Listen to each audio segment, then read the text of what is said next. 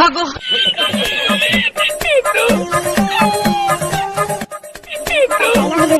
শালা তিনটি বই ছিল রে, কোনো বইয়ের আজকে জানিয়া শুধু পড়ি নাই আমার কাছে। শালা এমনই পুরা ভাগ্য আমার, নিজের গ্রাম আর যেতে পারবো না, নিজের গ্রাম গেলে আবার এমএলএ সাহেব চালাবে। ছি ছি ছি ছি ছি, কি কাজটাই না হইল রে। জীবনে যে এইভাবে হরাম করে ঝড় উঠে পড়বে আমি ভাবতে পারিনি রে আব্বা। এই শালা খুব আরামেই আছে, নতুন বইয়ের কাছে শুচ্ছি আর করে দিচ্ছে। কিরে ফুটো, কেমন আছিস? কেমন দেখতে তো পেছিস বে, কেমন আছি আমি? যা যাবারের মতো বেঁচে আছি বে। বাপ থাকতো বাপ নাই, মা থাকতো মা নাই, গ্রাম থাকতো গ্রাম নাই, তিনটে বউ থাকতে আজকে বই জানিয়া শুধু আমার কাছে নাই। আর তুই বড় বন্ধু এইসব কথা জিজ্ঞেস করছিস যে কেমন আছিস? তোমার কাটা গায়ে নুনে ছিটে দিছিস বে। বাল, আমার বালের মতো কথা কোনো বলি না তো বড়। তোর আমি কাটা গায়ে নুনে ছিটে দিতে এলাম? তুই তো ভালোভাবেই জানিস আমার বুকের ভিতরে কি ঝড় তুফান চলছে। আর সেই ঝড় তুফানের সময় তুই আমাকে একটু আশ্রয় দিবি, একটু ভালোবাসবি নাকি? তুই বলে এসে বলছিস তুই কেমন আছিস। তোর মতো আবার যদি আমার এখানে শ্বশুর বাড়ি হতো তাহলে তোর বলা সাই দিদি কেমন আছিস। কালকে রাত 8টার সময় দুটো শুকনো মুড়ি খেয়েছিলাম, সেই খেয়ে এখনো পর্যন্ত আছে বে। আর তুই তো শ্বশুর বাড়ি থেকে মুরগির মাংস আর ভাত কর্মার করে কি। তোকে কথা বলাই ভুল হয়েছে, পালা এখান থেকে পালা। ফুটো, জ্বালাই না ভাই, যা এখান থেকে যা পারা হবে। তোমাকে এতটাই অমানুষ আর অকৃতজ্ঞ ভাবলে? আগে আমি হারামি বন্ধু ছিলাম, ঠিক আছে। আগে তোদের সাথে অনেক ইয়ার্কি করেছি, অনেক ঠাট্টা করেছি, অনেক মস্করা করেছি, ঠিক আছে। কিন্তু এই বিপদের সময় তোর সাথে ইয়ার্কি মারবো, ঠাট্টা করবো, তো ভাবলে কি করি রে বাড়া? আমি যে এক সপ্তাহ থেকে পাটকাটির ঘর করে এখানে আছি, তুই এক সপ্তাহে একবার খোঁজ খবর লিখিস আমার বাড়া?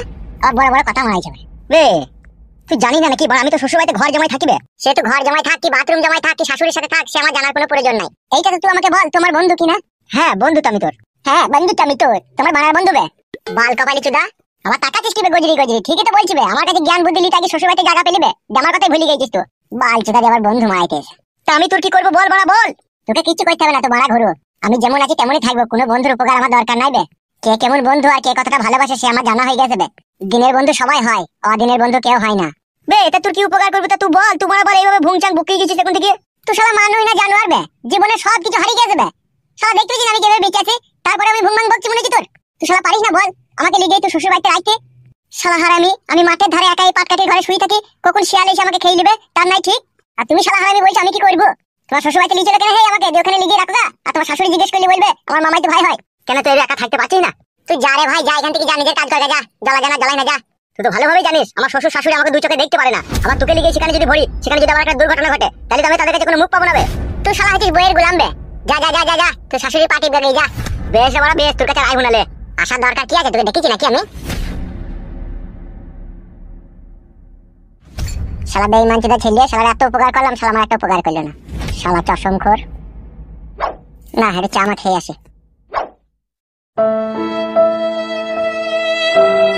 জীবনে এক চিন্তা ভাবনা করেছিলাম, আর এক চিন্তা ভাবনা আমার জীবনে জড়িয়ে গেল রে ভাই। আমি কখনো কোনোদিনও স্বপ্নেও ভাবতে পারিনি আমার সংসারটা এইভাবে ছিতিবান বিতিবান হয়ে যাবে। ওইরকম ছেলেকে মানে তেজপুত্র করার দরকার ছিল রে তোর। মাংমারানি ভাইয়ের ভোদা কাপালি চোদা ছেলে, যে লাউড়া চোদা কাদামুখো ছেলে, বাবা মার মান সম্মান রাখতে পারে না, সবার ছেলে কিসের বাড়া? ওইরকম ছেলে আমার গর্বে জন্ম নিলে বাড়া গলায় পা দিয়ে মেরে দেবে রে বাড়া। সবই আমার এই পুরা ভাগ্যরে ভাই, তোকে আর কি বলবো দুঃখের কথা। জীবনটা জাঁতা কলে পিষ্টি গেল। আর তোর বৌদি নারকেল বেগম, সে মাগিও সেরকম, সে মাগিও আমার একটা কথা কখনো শুনে না। তো বাড়া মেয়ে খুঁজে আর পেলি না, ওই চরিত্রহীন আর নোংরা মেয়েগুলোকে দেখতে পেলি। লাউড়া মুখো, দাদা না হইলে তোর ঘরে বেরিয়ে দিতাম বেকুনি আমি। বিয়ে মনে হয় আমরা করি নিলাই, বউ আমাদের ঘরে নাই লাই। বইয়ের কি ক্ষমতা রে বাড়া? স্বামীর কথা অমান্য করবে, ফেলি গলায় পা দিয়ে জিভ বাই করে দেবো রে বাড়া। লাউড়া আমরা পুরুষ রে পুরুষ, পুরুষ লয়। কথা আমার বীর পুরুষের বাচ্চা, সে আমার জানা আছে। তুমি এই ঘরে কি করতে এলা? রান্না হয়ে গেছে, গিলে লাও গাইছো। বৌদি এ কি তোমার কথাবার্তা? গিলে লাও গা মানে? আমি কি এখানে খেতে এসেছি বলো? তোমাকে বলিনি ভাই, তুমি কেন নিজেকে ছোট করে দেখছো? আমি আমার বর পাটাকে বললাম। এই কি গো, কথা শিখছো নাকি? তা ভাতটাকে লাগা জড়িয়ে যাবে না? চান করতে হবে না? চান না করে ভাত খাবো নাকি? তা করি না গা চান। আমরা দুই ভাই নদীর জন্য স্নান করতে যাবো, তুমি ভাত খসিয়ে রাখো। এ আয় রে, চানটা করে আসে আয়। ঠিক আছে চো।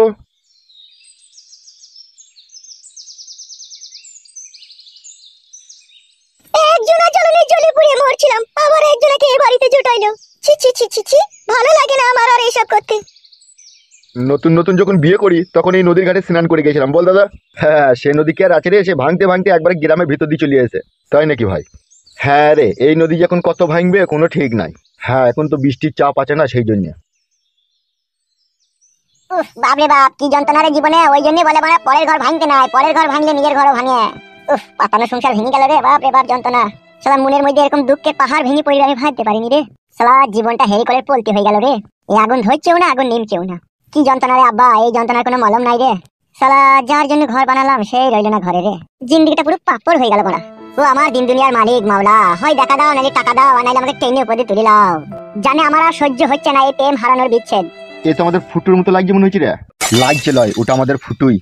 আব্বা তো তুমি কেন? আব্বা, আব্বা গো, আব্বা গো, জীবনে সব কিছু হারিয়ে গেছে আব্বা।